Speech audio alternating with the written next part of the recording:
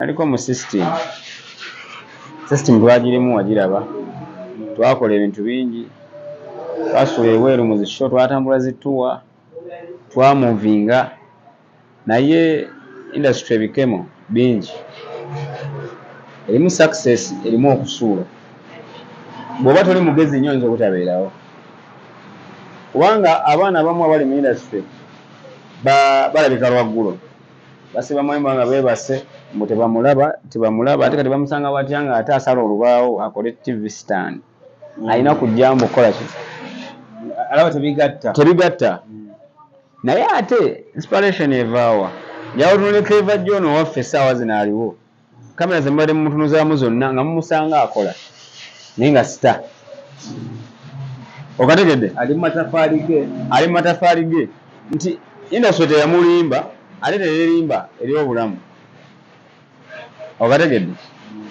Clever John musajja nno mugezi era wannaye musuuza nze nkwegayiridde ate amaalo mu mbeera yonna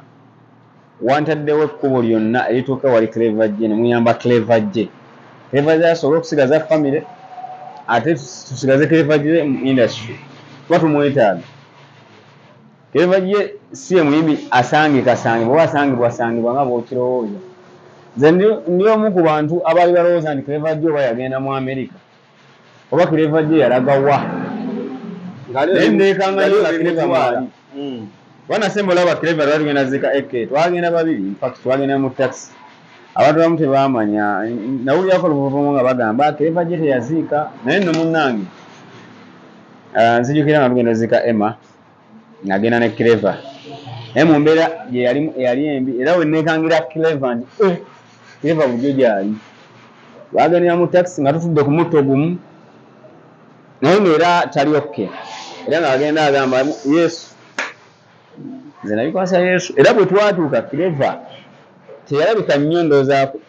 ku front naye kyensobola okutegeeza nti yafuna amagezi agaziika yaliwo era twadda ffenna twaddira mu taxi era naye nga neebuuza nze ntudde ne Clever gwe okimanyi twakula Clever tumulabanga nga star okategedde nga sisuubira natunulira Gaayi bw'afaanana ng'ali mu Niigi namaani nengamba ono ye Clever oba si yeye Gaayi afaanana Clever nga yeye ng'asirise bw'ati naye ng'agenda yeewuunya ensi eno tetwafuna omukisa ntusemberera ku Gaayi eyo twanyumyako naye nze mwagala nze bebe ate situwange naye nze ni sure nti Clever byonna by'owoza byeweewozaako byonna by'oyogera mba nja kusaba ekintu ekyo okkirize bakutwale mu rehab otereere osobola ate okuddamu otuukirize okategedde kubanga oli wakabi oli waddala ate toddamu kukkiriza mukazi kudda mu mawulire bannamawulire bagenda kukozesa kuba bo bajja postinga bye baagala YouTube channel zaabwe zikole ne family efa tuwa wansi kiriziganya n'omukyala kyemwakoze kibi nnyo genda mu kamera abantu balina ebizibu abantu balina lwangozi naye tekinyuma nnyo genda mu kamera family issues zisigale mu kisenge ate ne madamu njagala mmutegeeza nti ne bw'oba onyiize ne bw'oba waliwo kati kale gwe twetaaga rehab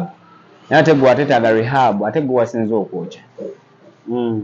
kubanga ebintu by'oyogera oli tolina byogera mu kamera Clever John wandaze nti alina mwannyina waali awo n'atugamba nti omukulu ali ebisiyaga ate n'abeera nga amuyina omukulu agamba tya flat iron esera kiri kitabulad kabuda dda emyaka mingi kamera ozibuzeeko tunoonya ssente buuza kokulaba ku media eno ya Grown Media balamusizza nnyo ate era mbaagala nnyo mwebale kubeerayo Happy New Year tuyingira omwaka mwekuume abavubuka mwambale sipiidi ebeere ntono sobola okuyingira ate nga masavu meereere bambale ki olaba batategeera bulungi bigambo ng'ebyo abantu nno baasoma lwakuba gwe obalaba nga bw'olowooza naye baba bategedde mwambale enkofiira olona gwalaba muyimbi wadda mumujjukira mu Kayana emyaka egyo egyedda kabula dda muyimbi wadda nno era kati y'omu ku balina bizinesi z'amaanyi ali mu furniture we tumusanze ku ofiisi ye oba ku workshop ye. Mukwano gwo Clever J tutandikira awo. Clever J ono yakoze essaza ke ku mukyala balwanyemu kaawo ne bafunamu kalwango n'abagenyi byaddayo ewaka omukyala n'abagoba ewaka wabalabye bulungi nnyo. Kiki ekidrivinga omukulu ono okulaba nti embeera etuuka weyabadde ddala waka we waabeera? Munnange nekikoomisa nze Clever J muyimbi wange ate mwagala nnyo nga bw'okiwulira era kinnuma nnyo okulaba Clever J mweyo embeera kuba emabega ali nafuna kusanyu nga ndaba Clever J afunye comeback ennungi. Tabadde nnyo musajja wa mawulire, tabadde nnyo mu bintu bya ntalo okulekera ebintu byabwe nga bwebimanyi ebya famire, naye famire always esigala famire.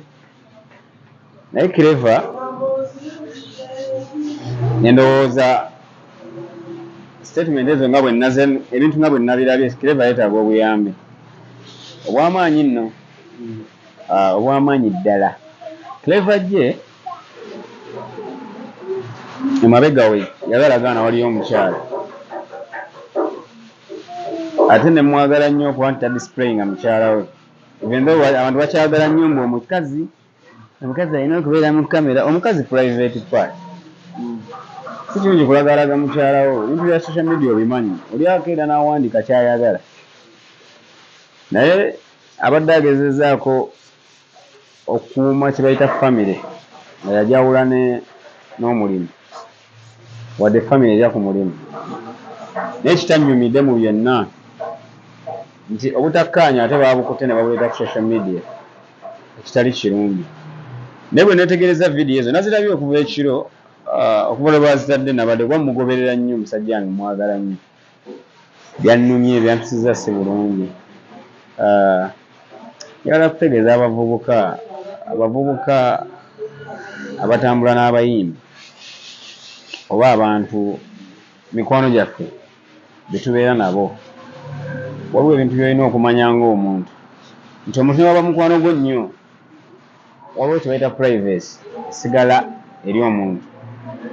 Family is another thing. Kati gwe bw'olaga nti oli kyali wange nnyo nti osobola okumala buli kimu tekisoboka olw'ensonga nti era kinewunyisana nnyo kati oyo omwana simanyi kiki yabadde ayagala. Wanze nsuula bw'olaba omulenzi oyo simanyi linnya lye, manyi muyimbi naye nga manyi kyali wa muyimbi ndoza upcoming. Yabadde talinda kusajjula, bw'olaba famire nga waliwo bitagenda bulungi oba ng'olaba kale gwe beekwasa ng'obuzibu osooka newewamu akadde famire n'osooka n'ogireka yeesootinga okusinga okwekwasa. Kati ebyo byonna byonna ebyatuusewo tebyantuuseewo yandibadde akkiriza ekiriwo n'asooka n'addako ebbali. Kizibu omukyala nno munnange okuvaayo n'ayogera ebigambo ebifaanamu bwe bityo nga tewaliwo nsonga, oba kizibu omusajja okukeera ku makya n'agamba mwana omukazi oyo sitoole wezi ne bwezi nga tewaliwo nsonga. Naye bibaamu buli famire, kyemanyi nti buli famire erina wrangles. Naye studio ono yakyasinze okulemesa abantu okubeera ne famire. Okategedde kyekiri ndowooza era mutabani waabwe kye yagambye aba mukulu tasobya usaid Kamulume nnyo tasobya atya teri atasobya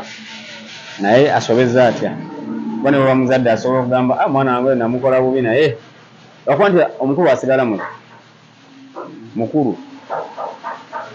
Omwana oyo asooke famire ye agiwemu space. Nze bwe ndowooza omukazi agamba yaloga omuyimbi basooke beesootinge omuyimbi ndaba omuyimbi oyo yeetaagamuko okutwalako eri era nga bwewakiwudde kuba nange bwe ndaba muganda wange yota waliwo ekibulamu awo etaga rehabilitation kituufu waliwo ekibulamu awo kubanga muyimbi mulungi. Nze nkuwulira wano mu artist be tulina abakabi abaddala abamalayo nno ebyaddala nga tuvudde mu by'okusudira Clever J y'omu ku bo kuba ne tudda mu microphone live business kuyimba live band Clever J mulala owulira Clever bw'owulira ate Clever oba bino tewagamba owulira CD oba okitegeera. Naye industry bakenzo banituyambye endowooza era musuuza n'ensonga wanizingiddemu kubanga kati gwe pulezidenti w'ensonga abakulira federation wa pulezidenti wa music mwandiyambye Clever J tali yekka sirabawo na nsonga awo bebe ekyasize okunzaza nti omukyala yakirabye nti omwami wange mwagala naye omwami wange yeetaaga rehab emyaka 2 ng'ali naye waka era agamba nti nebayita yadde omutwalo gw'ennyama teyagulabako naye nga alina emiliyoni ziwera 8 mu nnyumba tayagala mukyalo ono amukumira bukumizi waka oba omukyala yamwesibako tasobola na muntu myaka 20 ng'omwesibako ate n'omukyala amanyi Clever we yakeerera ku makya n'akwata akasende n'agula ettaka n'akwata ekipapula ekyo n'akiteeka mu mannya ge n'ag'omwana kitegeeza yali alina kyategeeza mu kyo kitegeeza mukyala wakola ki atambulira emyaka 2 okuba n'omukazi tokiira kitono muganda